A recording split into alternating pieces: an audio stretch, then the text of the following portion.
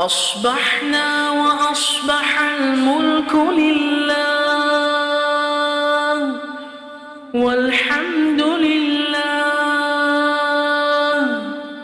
لا إله إلا الله وحده لا شريك له له الملك وله الحمد وهو على كل شيء قدير. رب أسألك خير ما في هذا اليوم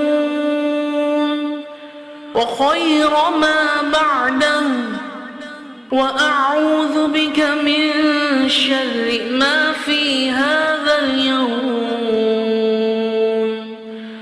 وشر ما بعده.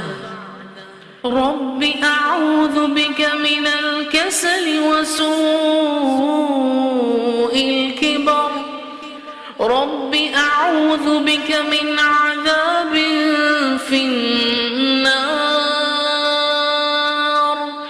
وعذاب